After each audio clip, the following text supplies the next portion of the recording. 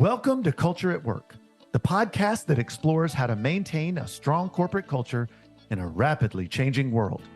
I'm your host, Tim Carroll, inviting you to learn from industry leaders on how to build an exciting culture to bring people back to the office and inspire them like never before.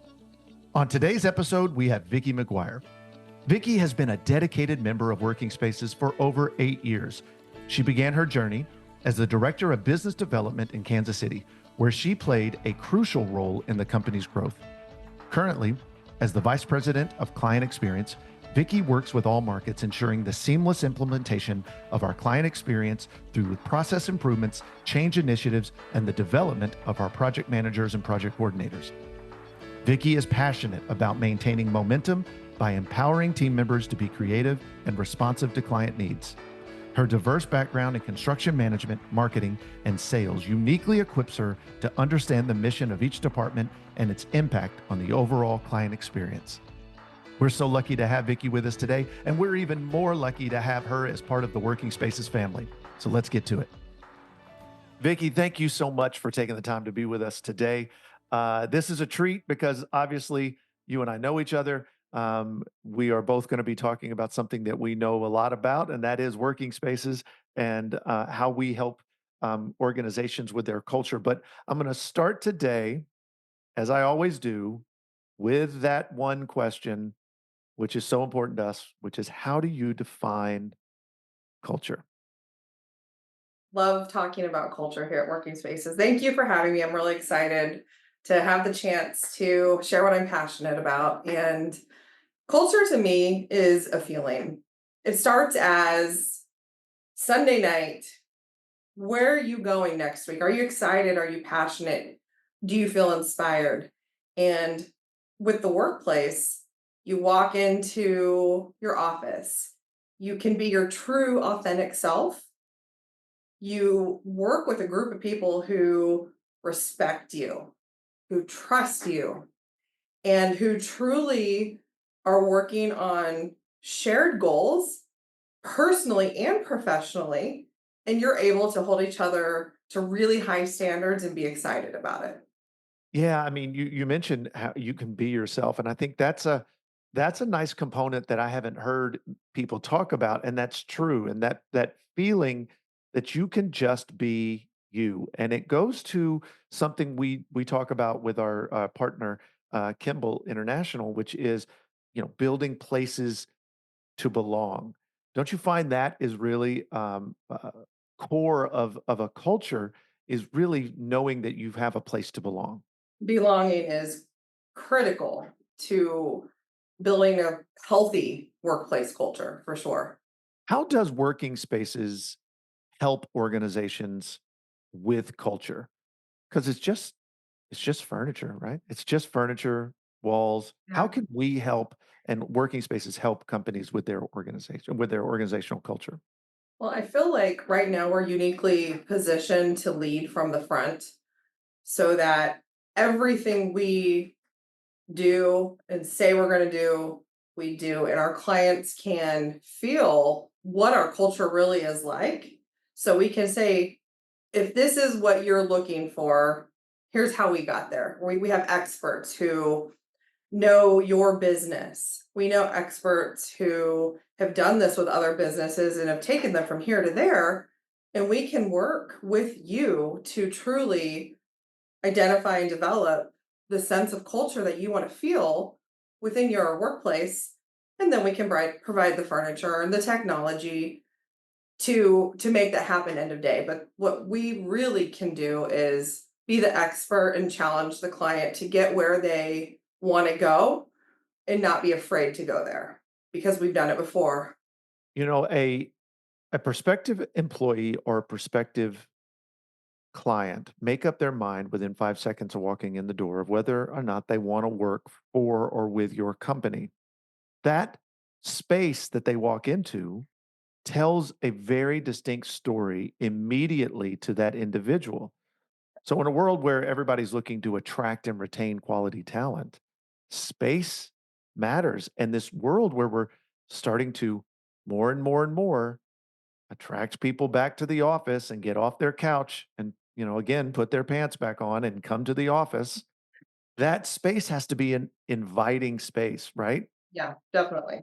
How can we help a client provide that for their employees? Yeah, we have a really wonderful client experience team that starts with our workplace consultants who truly know the business. We have designers that are degreed, qualified, have worked on multiple projects. And then we have our project managers and project coordinators. So we have a whole team dedicated to building a space from conception through completion. So we can design it, we can show really fun renderings. We have our technology virtually to look in the space and see what it's really going to feel like when you get there. And then we are able to tell the clients exactly what it's going to take to get where they want to go. And then we are able to provide all of the resources for them to get there. So they don't have to think about it again once we work through the whole project with them. The easy button, right? Yes. The easy button. How soon should a client engage with working spaces? My thought on that is the moment they think they need to do something to their space, come in at the very beginning because we work really well within the world with the architects and with the contractors and with the client to help with that very unique niche of the furniture, which is different than architecture or design. It's a part of it, and we know it so well that we will fight for the client to get what it is they really need to build the culture of their space because we are the experts in that part of it. You are the vice president of the client experience for working spaces. How does your team, the client experience team, help companies with their culture? That's a great question, Tim. It starts with the project managers who, at the very beginning, get to build relationships with our clients and truly understand how they work. Project managers work hand in hand with our designers and our workplace consultants. And they're in the background a lot of the times, but they are making sure that the whole client experience that we're providing is being taken care of from A to Z. The project manager doesn't do everything from A to Z, but they make sure we stay on track and that we communicate and we're communicating with all of the stakeholders. And that is our culture at working spaces to over communicate. So that helps in the end with the client understanding how all of this relates to their culture within their space as well. And the project coordinators are part of that whole process, and they make sure in the background that once everything's ordered and we're moving forward, that things stay on schedule and on track. And they're communicating with the vendors, doing all of these things in the background. So that way, once everything is installed, the client didn't have to ever wonder where this piece came from or what day this arrived or how this was getting from here to here. All of these components are thought through on the back end with the client experience team. Those are all of our values at working spaces. And that relates directly to the client experience and what they feel. I find that people we work with a lot of times think it's easier to do what we do than it is, right? And so that it's, hey, you're going to order this and we're just going to take it off a shelf and we're going to, but there's so many things. And really at the end of the day, I think what we do so well and what the value we really provide is mitigating risk for our clients. And everything that your team does is to mitigate the risk of the issues, and they are plentiful, that can arise from trying to procure, ship, and install contract furniture, right? Yes, for sure. You mentioned that, we have a culture of over communication, but we also have a culture of development and improving our skill set on a daily basis. So tell me a little bit about what you do with your team to improve their skill sets, so that when they go out to our clients, they're constantly improving and getting better. First thing is, I really take the time as a leader to understand and recognize each individual team member, what their strongest skill is, because everybody has the term superpower now is out there. Everybody has a superpower. And I make sure that everybody else on the team knows their superpower and we work to that skill and we share that skill across the team so everybody can learn and grow from that. That's kind of the first step of growth and development within the team. From there, we have monthly soft skill trainings. We might do anything from how to build confidence. We might do something on how to write a email professionally, how to use AI. Like we keep doing all of these different skills so that each team member not only can work on a specific skill for furniture, they're learning and developing professionally and personally as well through different classes. We've also partnered with Solomon Coyle in the past for our project managers, and they've done these very extensive project management training programs, which have been great for the development of those team members. And they bring it back to the team and are excited and energized. And then everybody on the team wants to, of course, get to do that fun project management training that is highly coveted. So that's those are some of the ways we foster growth, and it's a part of our culture. We're going to be better tomorrow than we are today. That absolutely helps our clients, right? I mean, to Yes. know that we aren't just existing, we are getting better every day. I think that's an important thing for all clients to know and hear and understand that we are going to be better tomorrow than we are today. But what does that do for the employee when they know they come to work and they're given the ability to improve their skill set every day? First, it gives them confidence to make mistakes, to take risks, to try new things, to be creative, because they know our end goal is growth. And you can't grow unless you fail. So there's a lot of trying new things and working through things. And well, that didn't work exactly like we liked. And 6 months later, now we've got this whole new idea and we're doing something collectively as a team because at our weekly team meetings we talk about those things. We share what worked this week, what didn't work, lessons learned, all that stuff, and no one on the team is scared or afraid to share when they failed. It's actually kind of fun now. We like to talk about, you won't believe what happened on this one, never will happen again, because here's what I did to fix it and here's what you can do in the future to prevent it. Those are the kind of conversations we have. We're going to break away for just a quick message, and we'll be right back after this. At Working Spaces, we do much more than just sell furniture. We immerse ourselves in the culture of each and every client, and then create spaces that inspire creativity, inspire productivity, and inspire connectivity. So if you're looking to create an office space that inspires your employees to want to come back to the office, collaborate face-to-face, and do their best work every day, contact Working Spaces. Working Spaces, the innovative leader in office furniture and design since 1999. Now in 6 markets nationwide.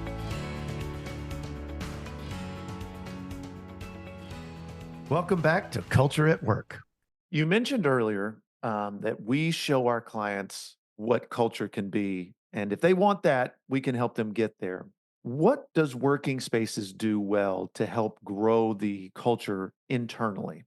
Internally, we allow each team member to bring forward different ideas, creative solutions, so that way they feel like they're contributing to the overall whole of Working Spaces, because they are. They are truly heard, valued, and appreciated in those moments that they can think of something new and exciting nobody else has and we implement it.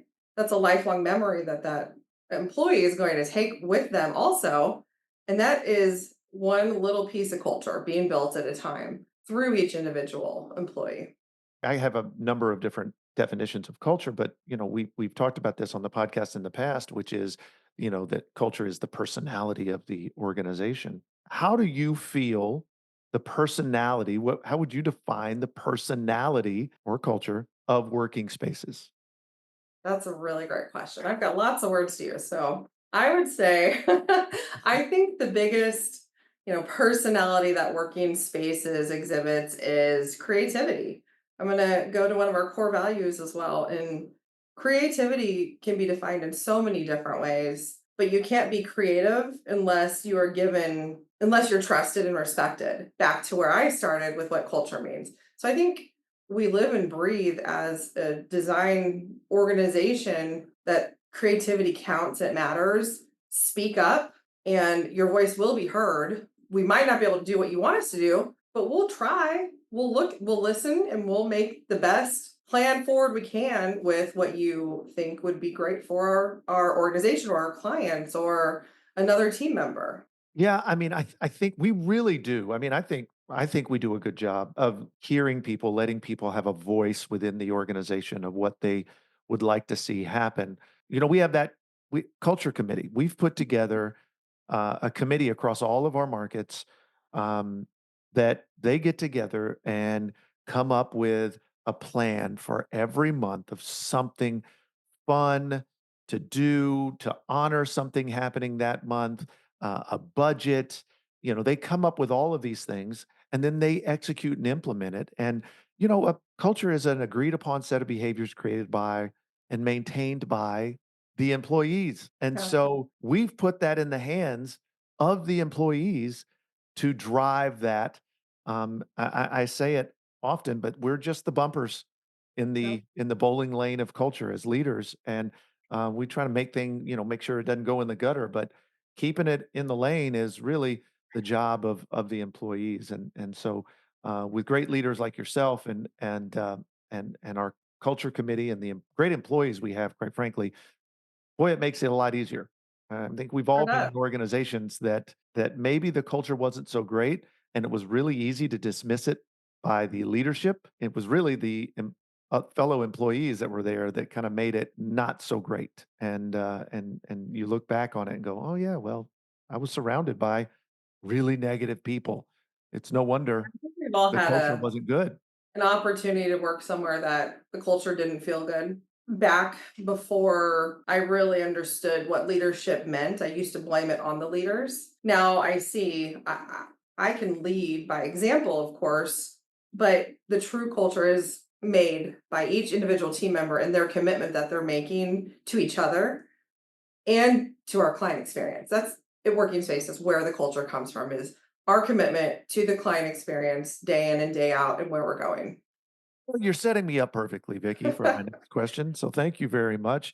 You talked about focusing on client experience. Now, I believe when you focus a lot on others, it fulfills your life. Now, I say that for this next question, which is how does focusing on the client experience for our clients help our culture internally as well? Sure. I think there's a couple different ways that that focus really builds a culture. One way is having a process that people know and can hold each other accountable to, but can be cross-trained on and to be able to get things done. So I think the process is a big part of what that culture looks like. And then the other part of it is people are really excited for the end product of what we do. So I think we have both different places. So of course, I'm really passionate about the process and the client experience. And I truly feel like because we have very clear lanes, what does a workplace consultant do? What does a designer do? What does a project manager do? What does a project coordinator do? That each person is allowed to show up every day and do the absolute best they can do because they know what their counterparts are doing and they know how to help each other get through the process because of all the amount of time we focused on bending the rules here, working together here, staying in your lane here. It's built a culture of within the teams because we have this great team approach. So you get to truly know everyone on your team and how they work and what their strengths are and where their challenges may lie and what their workload might look like on that day. So the culture is built by that team supporting each other through the whole process. Because end of day, what we're doing isn't for us, it is for the client. So at working spaces, we really do focus on the client experience, and we focus on it so much that we want to make sure that we do focus on it so much that other people may look at it as unreasonable. So we want to make sure that we are unreasonable in our attacking the client experience. And in that, we want to find and help create bespoke moments for our clients. We want to find moments that we can wow them individually in a one size fits one manner.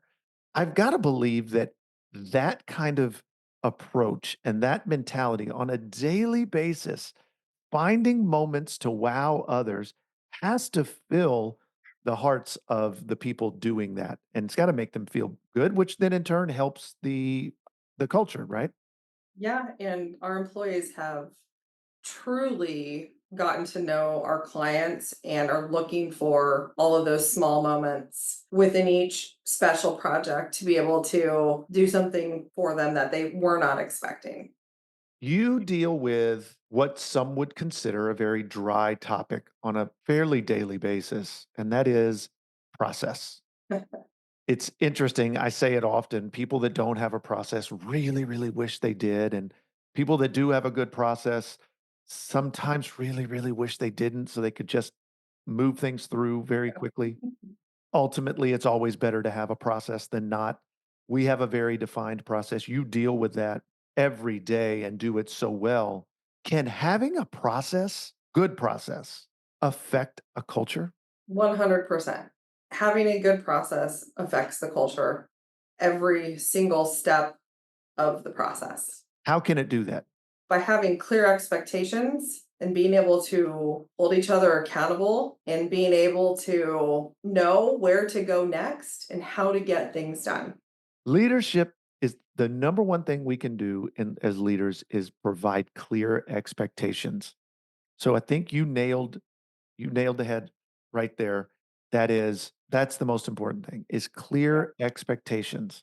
Everybody knows what to expect, what the process is. They may disagree with parts of it, but they know the process, right? And so yeah, there's no enigmatic moments within that process. We know exactly what's coming, and that matters, right? it does. Vicky, let me just ask one last question, which is, in your estimation, kind of what is the best thing working for working spaces, and what is the best thing we can do for our clients at working spaces? The best thing at working spaces, for me personally, has been having an opportunity to show up every day and lead as who I truly am, thanks to you for that as well. And I have had the chance to go from sales into leadership. And, when I made that change, I was afraid I was going to lose connectivity, like relationships. But in turn, I flipped them. And now I have the strongest relationships I've ever had in my life with all of my team members and all of working spaces employees. In fact, because with the process, I've had the opportunity to really get to know every single person at working spaces. And that has made me a better person and mom and wife and human, just having that opportunity to take everything I know and put it back into other people. That's been the best way to build culture for me at working spaces. Well, look, and this is a little inside baseball here, but yeah, you mentioned moving from sales into this role of VP of client experience. And I know there was a moment, gosh, it's been now 5 Yeah. plus years ago that we made this move. I'm certain you thought when we made this move that Tim's the craziest person I've ever met. But I got to tell you, you prove me right every day with the job that you do. You've taken this and made it something that I couldn't have even imagined, and really, really make all of us at Working Spaces proud. And so, Vicki, I want to thank you for what you do. I want to thank you what you continue to do, the passion and drive you bring to improvement and excellence is unmatched. And we are very lucky to have you. So thank you for your time today. And thank Thank you you. for everything that you do. Love working at working spaces and look forward to a good future.